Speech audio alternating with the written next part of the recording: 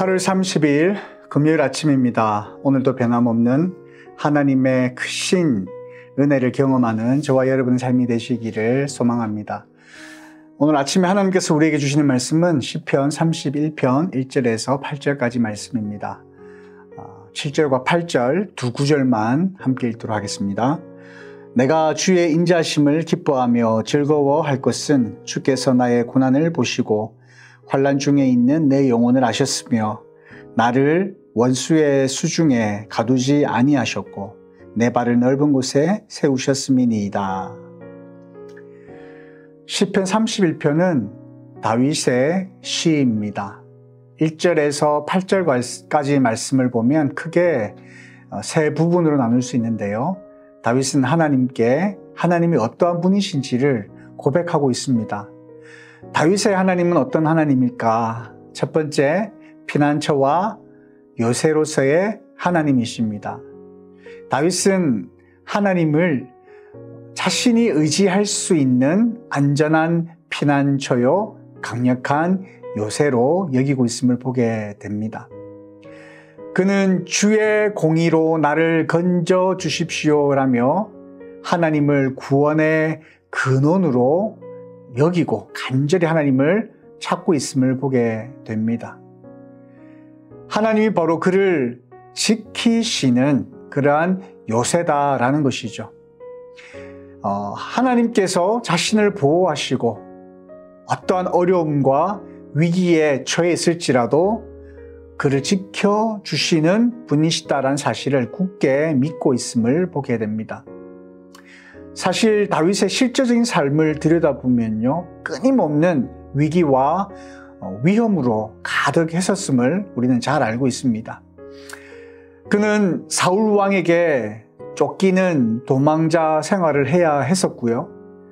왕이 된 후에도 반란과 전쟁 등 여러 가지 고난을 겪을 수밖에 없는 그런 어려움을 당했었습니다. 그럴 때마다 그는 하나님께 도움을 구했고 하나님께서는 다윗을 보호하시고 구원해 주셨습니다. 다윗은 그러한 경험이 있었다라는 겁니다. 그러한 경험을 통해서 하나님이 바로 그의 피난처 되시며 그리고 요새가 되신다라고 그렇게 고백을 하고 있는 것입니다. 우리의 인생도 다윗처럼 여러 위기와 도전에 직면할 때가 많습니다. 그때의 다윗처럼 우리도 우리의 문제, 어려움들을 하나님께 맡기고 하나님을 나의 피난처로 요새로 삼고 하나님 앞에 도움을 구하는 그런 자세가 필요할 것입니다. 세상적인 방법이 있습니다. 그러나 그러한 방법으로 문제를 해결하려고 하기보다는 먼저 하나님께 조용히 무릎 꿇고 겸손히 나아가 구하며 하나님의 보호와 인도하심을 구하는 것이 무엇보다 중요함을 오늘 말씀으로 깨닫게 됩니다. 우리의 피난처 되신 하나님께 우리가 필요한 것들을 구하면 하나님께서는 우리 마음속에 평안을 주시고 그리고 어려움 가운데 처해 있는 우리에게 크신 팔로 지켜주실 것입니다. 우리 삶 속에 다윗처럼 동일한 하나님의 보호하심을 경험하는, 그래서 하나님이 나의 구원자 되심을, 하나님이 나의 피난처 되심을 고백하는 저와 여러분의 삶이 되었으면 좋겠습니다. 두 번째는 하나님은 바로 구원자이시며 구속자이시다라는 것입니다. 다윗은 하나님을 자신의 구원자며 구속자로 생각하고 있음을 보게 됩니다. 5절 말씀에 다윗은 내 영혼을 주의 손에 맡깁니다 라고 그렇게 고백을 합니다. 이것은 바로 그가 하나님께 자신의 생명을 온전히 맡기며 하나님께서 자신의 삶과 운명을 주관하신다라는 그런 믿음을 보여주는 것입니다. 다윗은 그의 인생에서 여러 차례 하나님의 구원을 경험했었습니다. 예를 들면 골리앗과의 싸움에서 그렇습니다. 그는 골리앗과의 싸움 속에서 하나님께서 그와 함께 하셔서 승리케 하셨습니다. 사울 왕의 추격을 피하는 과정에서도 동일합니다. 하나님이 그의 생명을 구해 주셨습니다. 이러한 경험들이 그들의 그 다윗에게 있었고, 이러한 경험들이 쌓여서 하나님을 자신의 구원자이심을, 구속자 되심을 확신하게 되었던 것입니다. 그래서 다윗은 내 영혼을 주의 손에 맡깁니다라고 그렇게 고백하면서 하나님께 자신의 생명을 맡길 만큼 하나님을 신뢰했다라는 것이죠. 우리의 삶 속에도 이러한 여러 가지 어려운 문제들을 직면할 때가 있습니다. 영적인 문제, 제유혹적인 문제, 내적인 갈등, 이런 문제들은 때때로 스스로 벗어나기가 굉장히 어려울 때가 많습니다. 그때마다 우리는 다윗처럼 하나님께 의지해야 할 것입니다. 예수 그리스도를 통해 주어진 구원의 은혜를 기억해야 할 것입니다.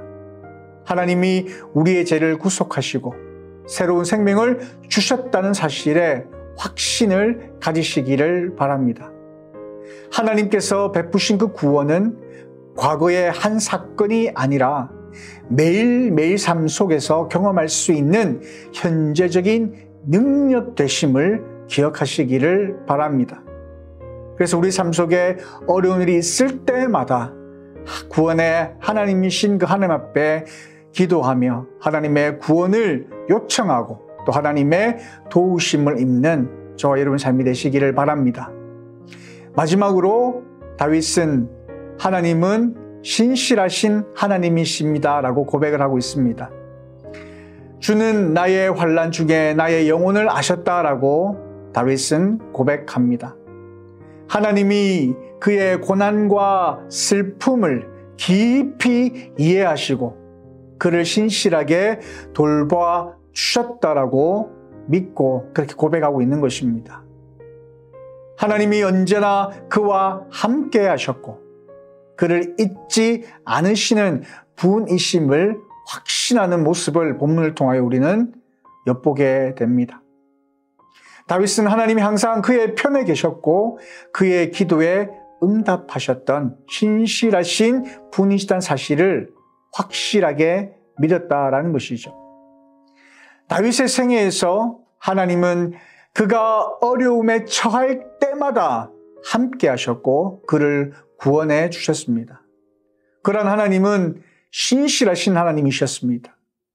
그러한 하나님의 신실하심을 믿고 신뢰했던 것처럼 우리 또한 여러 가지 상황 속에서 하나님의 그 신실하심을 믿어야 할 것이고 그 하나님을 신뢰해야 할 것입니다.